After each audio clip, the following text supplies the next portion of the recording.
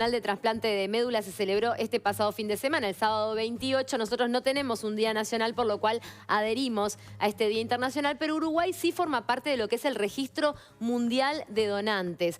¿De qué se trata esto? Bueno, obviamente ustedes saben que el trasplante de médula es un procedimiento que se indica cuando tenés o una enfermedad hematológica muy grave, como puede ser leucemia, o cuando tenés falla justamente en lo que falla medular. Y muchas veces no es posible un autotrasplante, o sea, sacar células madres de tu propio cuerpo para poder realizar este trasplante, y ahí es donde se empieza a buscar la compatibilidad. Este proceso tan angustiante para tanta gente, porque a veces los familiares no tienen compatibilidad, en algunos casos se da con los hermanos sobre todo, pero a veces hay que ir a este registro mundial. Hay 50 receptores uruguayos que pudieron hacerse un trasplante de médula gracias a que Uruguay integra este registro.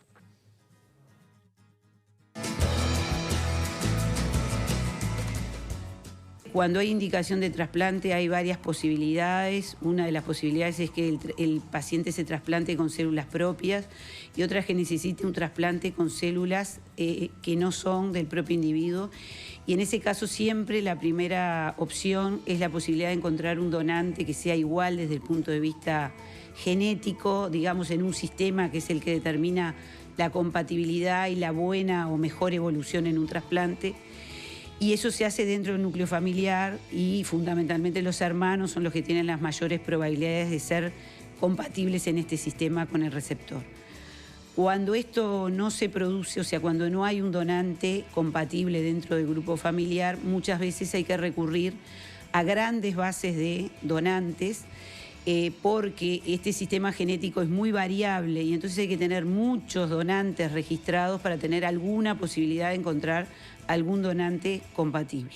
Y el mundo se ha encargado de organizar una red mundial que hoy dispone de más de 34 millones de donantes o unidades de sangre cordón que están disponibles para un receptor de cualquier lugar del mundo que lo necesite.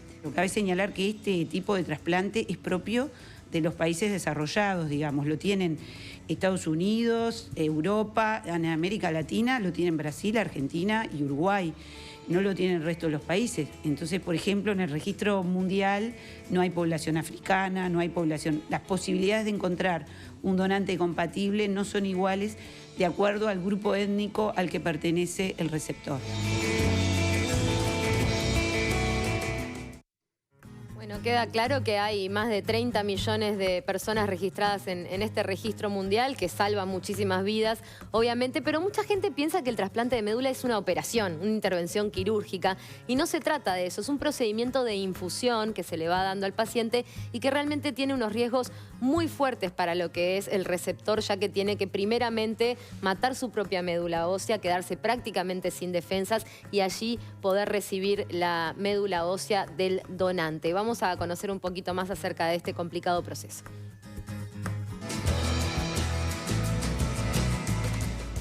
Trasplante de médula ósea no es un acto quirúrgico, es un acto que consiste en la infusión de estas células, que son las células capaces de regenerar las células de la sangre.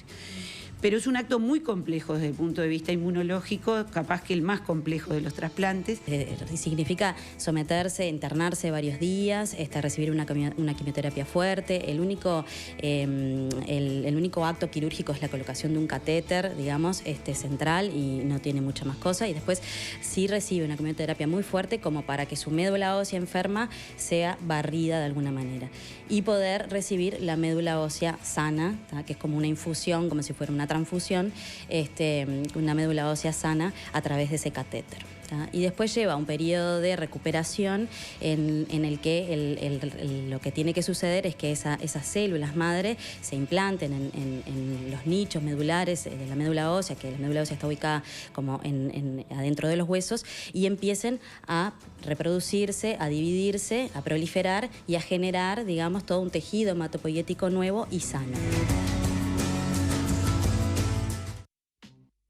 Bueno, ¿y cómo estamos en nuestro país con respecto a este registro? Hay 1.500 uruguayos inscriptos en el registro allí en el Instituto Nacional de Donación y Trasplante, que es el lugar donde se tiene que acudir para el que lleva adelante este registro. Como decíamos, se usa para tratar enfermedades como la leucemia, displasia medular o linfoma. En este registro se procesa y se preserva las células madres o las progenitoras y se usan para cualquier persona que necesite este trasplante y que sea lógicamente compatible. ¿Cómo podemos convertirnos en potenciales donantes? Si ustedes están mirando y tienen interés a propósito de esto, bueno, primero que nada visitar la web del Instituto Nacional de Donación y Trasplante y allí se puede también solicitar una entrevista con asistente social. ¿Para qué? Para que este asistente les pueda explicar de qué se trata el procedimiento, qué es lo que implica. En principio, para convertirse en un potencial donante, uno solo tiene que dar un consentimiento. Acá vamos a ver los requisitos. Un consentimiento informado, tiene que firmar que está informado de lo que significa ser un potencial donante. También una donación de una muestra de sangre común, que es con los que se puede ver la compatibilidad. Allí uno pasa a ser parte de este registro mundial, lo que sí hay que tener entre 18 y 55 años.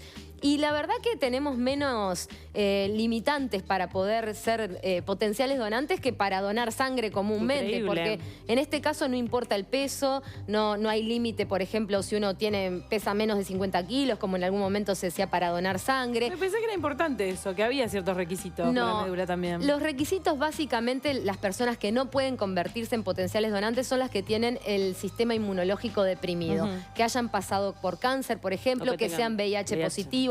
Ese tipo de cuadros son los que te impiden ser potencial donante y más nada.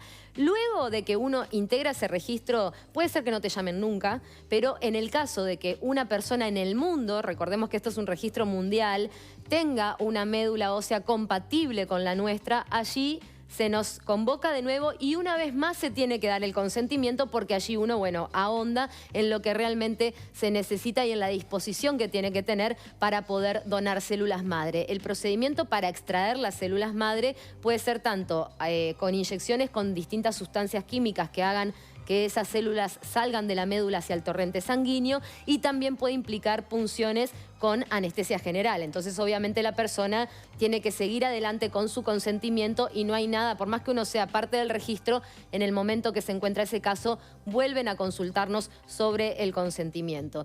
Pero bueno, hablando ni hablar que son procedimientos que a veces no son cómodos, pero depende la vida de otra persona. Totalmente. Esto ¿no? Si uno se vuelve compatible y dice, bueno, me tengo que someter a determinados procedimientos, pero soy la esperanza de que otra persona siga viviendo. Para que ustedes sepan lo que significa un trasplante de médula, es que hicimos justamente la historia de alguien que se sometió hace más de 20 años atrás a un autotrasplante. En el caso de él, a pesar de que padecía de cáncer, pudo con la quimioterapia hacer una remisión de la enfermedad. En ese momento se le pudieron extraer las células madres de su propia médula, pero nos cuenta en el siguiente testimonio lo que hay que atravesar para poder hacer un trasplante de médula ósea.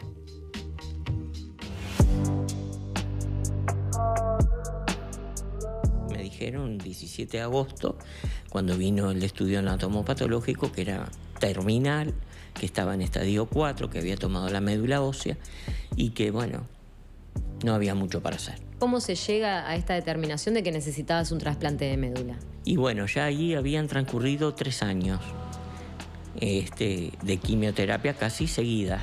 Entonces el doctor Gigino me dice, mirá, dice, hay una técnica nueva. Dice, la verdad yo tampoco la conozco mucho, él fue muy sincero, pero creo que vamos a optar por ella, que es un trasplante. Entonces ahí me explicó. Dice, mira, esto vuelve, te vas a enfermar nuevamente. Tenés 0% probabilidad de curarte si no te haces un trasplante. Dice, porque ya te enfermaste 3 veces. Dice, esto es una prueba. Si la superás y si el trasplante tiene éxito, tenemos un 50% más. Esta es una salvación. Vos tenés que hacértelo. Digo, bueno, déjemelo pensar. Pensé 15 días, dije que sí. En este caso era posible utilizar tu propia médula por ese retroceso de la enfermedad que se había logrado a partir de la quimioterapia. Sí, efectivamente. El médico me dijo, mira, para diagnosticar a tu hermana si es compatible no nos da el tiempo. tenemos que probar con esta técnica. Vas a ser de los primeros. ¿Cómo fue atravesar el proceso de trasplante? Es un procedimiento que primeramente el aislamiento es lo peor, porque tú estás en una burbuja, que le llaman la burbuja, totalmente aislado de todo el mundo, que solo lo que ves son ojos, porque están todos cubiertos hasta con tipo escafandra para el tema del aislamiento. Tenés que estar en un lugar que no haya nada. Ninguna gente contaminante que pueda... ¿Cuánto tiempo tenés que permanecer ahí? Tuve 30 días, tuve después como 8 o 9 días que estuve mal, por un tema mismo, cuando la médula cesó, ya no trabajó más, se murió, la otra tiene que empezar a aprender, ahí ya no tenés ni ganas de nada. Pero tuvo un resultado positivo que te cambió la vida. Siempre les aconsejo de que hay que tomar lo que nos den teniendo la posibilidad de salvarnos, mientras haya ganas de vivir, porque también está cuando ya perdés las ganas de vivir, que a mí me pasó, pero tuve a alguien al lado que fue una nurse, que me acuerdo que me cacheteó, porque yo le dije no quiero más, déjenme morir, estaba en la burbuja.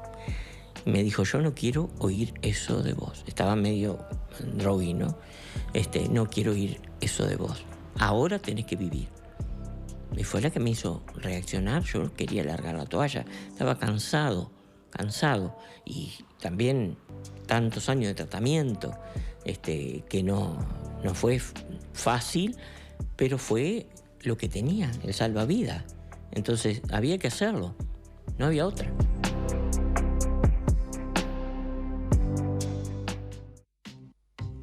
Dios mío. Jorge, 33 años cuando lo diagnosticaron con el linfoma de Hodgkin y bueno, después de años de quimioterapia también someterse a esto. Dice que sus hijos no lo reconocieron cuando salió de la burbuja. Mirá. Tenía 20 kilos menos. Impresionante.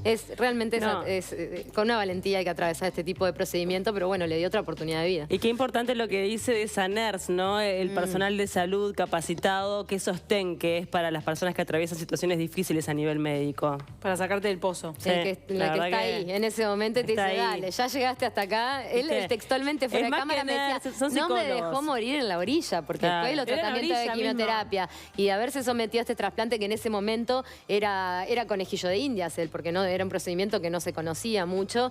Y bueno, estar ahí realmente en la orilla, ¿no? En la burbuja y decir, quiero tirar la toalla. Y bueno, ese ángel que vino y le dijo, no, acá no te me quedás, arriba.